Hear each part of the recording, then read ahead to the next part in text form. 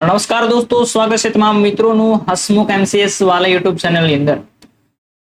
તો આજના વિડીયોની અંદર આપણે વાત કરવાના છે પોસ્ટ ઓફિસમાં આવી છે મોટી ભરતી। તો આ ભરતીની સંપૂર્ણ પ્રક્રિયા જેમ કે લાયકાત અને ધોરણ 10 ની અંદર કયા વિષયો ફરજિયાત હોવા જોઈએ તેની વાત કરવાના છે। ત્યાર પછી જોવાના છે ગુજરાતમાં કુલ કેટલી જગ્યા પર ભરતી આવવાની છે અને પગાર ધોરણ શું રહેશે।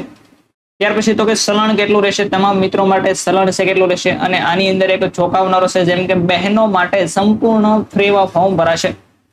ત્યાર પછી ઉંમર મર્યાદા કેટલી જોવે છે, કેટલી ઉંમરની લોકો છે તે ફોર્મ ભરી શકે છે।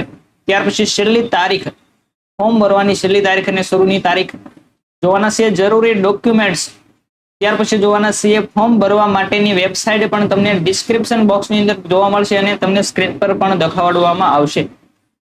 તો દોસ્તો તમામ માહિતી આ નાનકડા એવા વિડીયોની અંદર આવી જશે, તો ખાસ વિડીયો પૂરો જોવા માટે વિનંતી છે। વિડીયો પસંદ આવે તો વિડીયોને લાઈક, શેર અને સબસ્ક્રાઇબ કરતા રહેજો દોસ્તો। શરૂઆત કરીએ આજના વિડીયોની। તો નવા મિત્રો જોડાણ હોય તો ખાસ ચેનલને સબસ્ક્રાઇબ કરી દેજો। તો એ સૌપ્રથમ વાત કરીએ દોસ્તો આપણે લાયકાતની, તો લાયકાતની અંદર ધોરણ 10 સાથે ગણિત અને અંગ્રેજી પાસિંગ ગુણ સાથે હોવું જોઈએ। ગણિત અને અંગ્રેજી વિષય ફરજિયાત હોવા જોઈએ। જો આ બંનેમાંથી એકાદો વિષય નહીં હોય તો તમે આ ફોર્મ ભરી શકશો નહીં। એટલા માટે ખાસ ધોરણ 10 ની સાથે તમારે ગણિત અને અંગ્રેજી વિષય ફરજિયાત હોવો જોઈએ।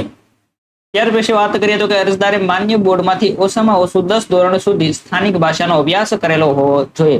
જે વ્યક્તિ ધોરણ 10 પાસ છે તે આ ફોર્મ ભરી શકે છે પોસ્ટ ઓફિસની અંદર। સારી એવી મિત્રો જગ્યા પર ભરતી છે અને ડાયરેક્ટ મેરિટ ઉપર ભરતી હોય એટલે સારી ટકાવારી હોય ધોરણ 10 ની અંદર, તો તે મિત્રો ખાસ આ ફોર્મ ભરી દે।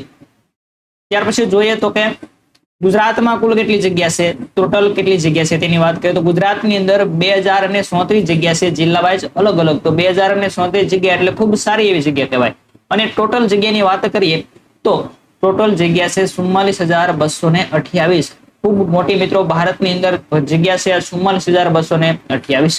ત્યાર પછી પગાર ધોરણની વાત કરીએ તો અહીંયા બે પોસ્ટ પર ભરતી થવાની છે, જેમ કે બીપીએમ, જે બીપીએમ પોસ્ટની અંદર ભરતી છે તેની અંદર તમને 12,000 થી સ્ટાર્ટ થાય છે પગાર અને મળે છે 29,380 સુધી તમારો પગાર છે તે વધી શકે છે। ત્યાર પછી વાત કરીએ તો કે એબીપીએમ અથવા તો ડાક સેવક છે તે પોસ્ટ પર ભરતી કરો તો તમને 10,000 થી સ્ટાર્ટ થાય છે અને ₹24,470 સુધી તમારું પેમેન્ટ છે અથવા તો પગાર છે તમને મળતો હોય છે।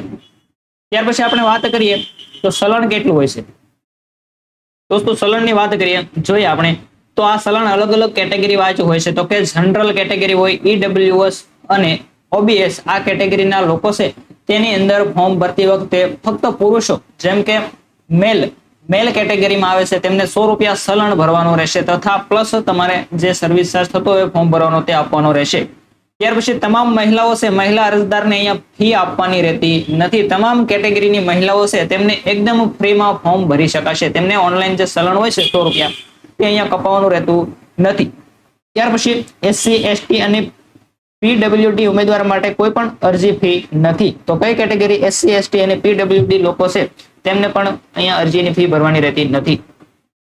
ત્યાર પછી જોઈએ તો ઉંમર મર્યાદા શું રહેશે, કઈ કઈ ઉંમરના લોકો ફોર્મ ભરી શકે છે। તો ઓછામાં ઓછા 18 વર્ષ અને વધુમાં વધુ 40 વર્ષ સુધીના લોકો છે અહીંયા ફોર્મ ભરી શકે છે। તેની અંદર અલગ અલગ છૂટછાટ આપેલી છે, થોડા વર્ષની છૂટછાટ કેટેગરી વાઇઝ આપવામાં આવેલી છે, તે ખાસ નોટિફિકેશનમાં જઈને જોઈ લેવું। ત્યાર પછી અહીંયા થોડી તારીખો આપવામાં આવે છે, જેમ કે રજીસ્ટ્રેશન, તો કે ફોર્મ ભરવાની શરૂઆત 15/7/2024 થી શરૂઆત થાય છે અને પૂર્ણ ક્યારે થાય તો કે 5/8/24 ના રોજ પૂર્ણ થાય છે। અને ફોર્મ ભરાઈ ગયું, સબમિટ થઈ ગયું, કોઈ પણ પ્રકારનો પ્રોબ્લેમ રહ્યો હોય તો અહીંયા એડિટ અથવા તો કરેક્શન, તો સુધારો વધારો કરવા માટેની પણ તારીખ આપવામાં આવેલ છે। 5 તારીખે પૂરું થાય અને 6/8/2024 થી લઈને 8/8/2024 3-4 દિવસનો સમયગાળો આપ્યો છે કે ત્યારે તમે તમારું ફોર્મ છે તે સુધારો કરી શકો છો। તો દોસ્તો અહીંયા છેલ્લી તારીખો વાત કરી। ત્યાર પછી જોઈએ જરૂરી ડોક્યુમેન્ટ્સ, તો ડોક્યુમેન્ટ્સની અંદર તમારે આધાર કાર્ડ લઈ જવાનું રહેશે ફોર્મ ભરતી વખતે, તમારો પાસપોર્ટ ફોટો, તમારી સહી, તમારો મોબાઈલ સાથે લઈ જવો, કેમ કે મોબાઈલ અને ઈમેલ આઈડી બંને વેરીફાઈ થતું હોય છે એટલા માટે સાથે લઈ જવાનું રહેશે। તો આટલા ડોક્યુમેન્ટ છે અને ધોરણ 10 ની માર્કશીટ, ધોરણ 12 જે માર્કશીટ હોય તે સાથે લઈ જવી। તમામ ડોક્યુમેન્ટ્સ ફોર્મ ભરતી વખતે ઓરિજિનલ સાથે લઈ જવા। કેટેગરી આવતી હોય અલગ અલગ ઓબીસી, એસસીબીસી હોય અથવા તો એસસી એસટી કેટેગરી અલગ અલગ હોય તો તમારે જાતિનું પ્રમાણપત્ર પણ સાથે ફોર્મ ભરતી વખતે લઈ જવાનું રહેશે। ત્યાર પછી જોઈએ તો કે ફોર્મ ભરવા માટેની વેબસાઇટ અહીંયા તમને આપવામાં આવેલી છે, જો જોઈ શકો છો દોસ્તો. અથવા તો તમે ગૂગલ ની અંદર ઇન્ડિયન પોસ્ટ વેકેન્સી કરો એટલે તમને આ વેબસાઇટ મળી જતી હોય, અથવા તમે જોઈ શકો છો. ફરી તો પણ તમને ડિસ્ક્રિપ્શન બોક્સની અંદર નાખી દઈશ, ત્યાંથી તમે ક્લિક કરીને ડાયરેક્ટ વેબસાઇટ પર જઈ શકો છો. તો દોસ્તો આ પોસ્ટ ઓફિસની અંદર આવેલી એક મોટી ભરતી છે, તો ખાસ તેની અંદર તમારે ફોર્મ ભરી દેવાનું રહેશે. જો તમારે વધારે ટકાવારી હોય વધારે તો તમારે સરળતાથી આ પોસ્ટની અંદર વારો આવી જતો હોય છે અને ગવર્મેન્ટ જોબ ગણવામાં આવે છે. તો દોસ્તો આ માહિતી પસંદ આવી તો વિડીયોને એક લાઇક કરી દેજો, ચેનલને સબસ્ક્રાઇબ કરી દેજો. નવા દોસ્તો જોડાણ હોય તો તમારા મિત્રોને વિડીયોની લિંક શેર કરો, જેથી તેમને પણ ઉપયોગી થાય અને તેને આ માહિતી સરળતાથી મળી રહે. તો ફરી મળીશું દોસ્તો કંઈક આવા જ નવા વિડીયો સાથે, નવી માહિતી સાથે. ત્યાં સુધી તમામ દોસ્તોને થેન્ક્સ.